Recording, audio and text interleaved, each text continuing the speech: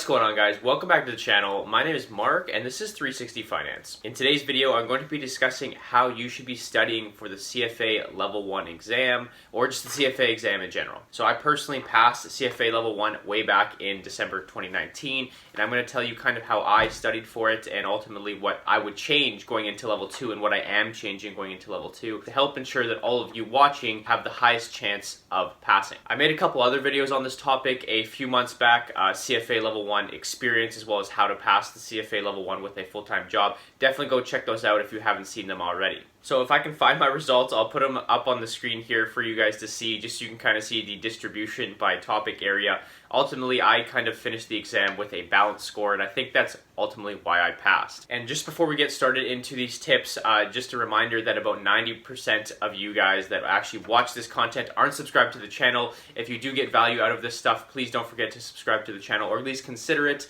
and turn on the bell notifications, like the video if you enjoyed it, and let's go ahead and jump into the video. Okay, first tip is to practice way more than you read, and I'm sure some people will certainly disagree with this. Definitely the prep providers will disagree with this. For me personally, I do have a little bit of a background in finance. I went to university for finance. I work in a finance and accounting role, so a lot of the topics are not new to me. So the best way for me to study, or at least other people which have a background in finance, and I would assume most people doing the CFA do have some sort of background in finance, is to practice more than you read. The easiest way to learn is obviously by doing, and the text should only really be used to correct your mistakes when going through the questions, in my opinion. Especially if you're only 3 or 4 months away from the exam and you're still only reading the books, you're still only watching the videos of the exam prep providers. You should be doing questions. That was the best way for me to learn personally. Ultimately, guessing on the exam is inevitable because there's just so much content and you're going to run into information overload no matter which topic you get into. So your goal should be to minimize the amount of guessing you do on the exam. And the best way to do that is just by practicing. And obviously there's plenty of free resources online. Definitely check out the CFA website if you bought an exam prep provider's content. They obviously have a ton of questions too. Second tip is the importance of structure. Okay, so you should have scheduled study times and you need to stick to it. It's the most important thing because you will have a certain amount of time and you don't really have structure as to how you should be studying for this. So the best way to do this is to set a schedule, write it down, and stick to it every day, every week, and make sure you get your hours in, and you have to really be consistent. This is a lot easier said than done. At the end of the day, there's just a mass amount of content to cover, and it lacks structure when you ultimately go through the exam prep provider's content or just the CFA website test banks. So basically just be consistent, structure your schedule, and stick to it. Third tip is to remind yourself why you are doing this. Ultimately, you are either trying to A, provide for your family, B, increase your salary, C, enhance your portfolio management skills. Constantly remind yourself why you're doing that. I know I certainly ran into some issues myself of just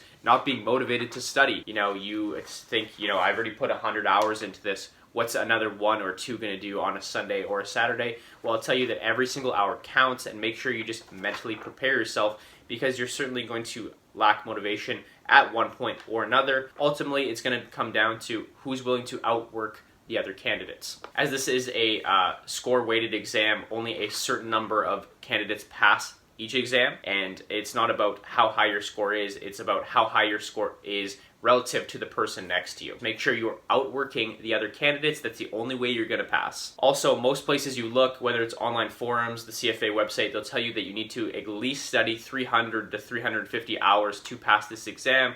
There's some people who, studied up to 600 hours. So, you just have to make sure you're outworking the guy next to you. Put in more hours than the guy next to you, basically. Fourth tip is to make sure you review for at least 30 days before the exam. So it's roughly a month. You want to be making sure that you are submitting a balanced score when you're picking those multiple choice questions. You don't want to just score really high in equity or score really high in ethics. You want to score average in every single section.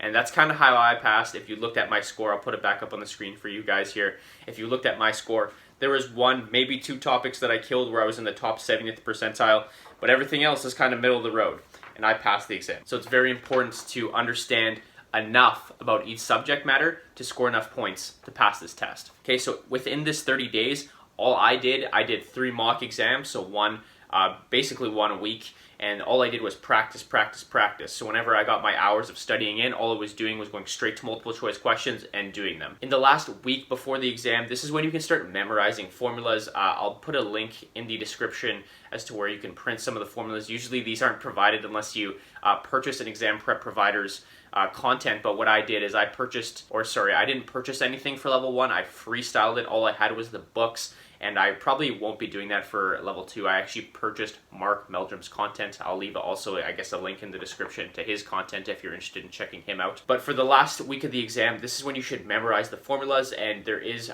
tons of resources where you can just print hundreds of pages of these formulas and just memorize them. And they're sorted by category, by subject matter. And of course, just practice, practice, practice. Like I said, when I passed level 1 exam, I didn't purchase any prep provider's content. I completely freestyled the exam. I will not be doing that for level 2. Like I said, I just purchased Mark Meldrum's content, and he has a little bit more of a structure as to how he teaches it, so that I feel like that's going to really help me for level 2, because I've heard that level 2 is a lot harder than level 1.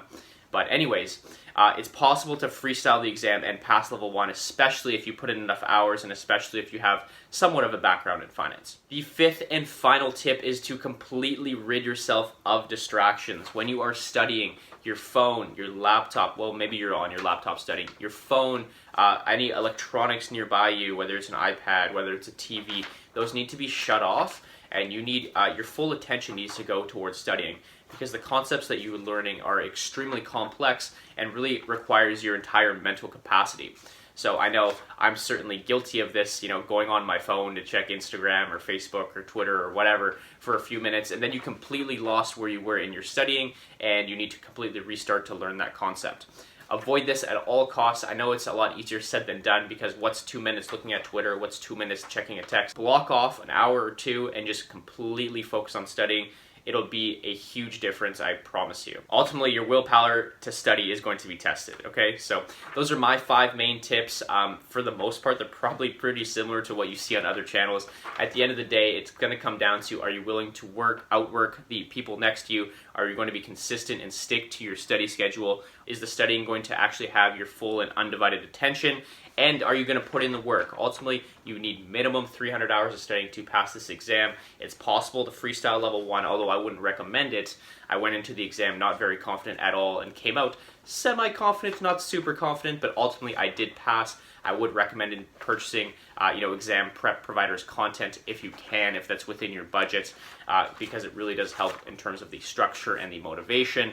And it gives you something that shows you what is actually important to learn, instead of just reading the text and deciding what's important and what isn't important. Because at the end of the day, you're going to be guessing a little bit on this exam, and your goal should be to minimize that.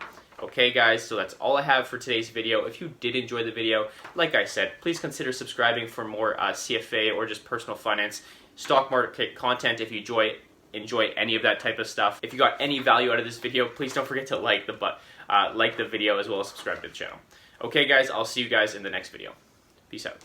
Young age, learn how to get paid. Big stage, long way from session.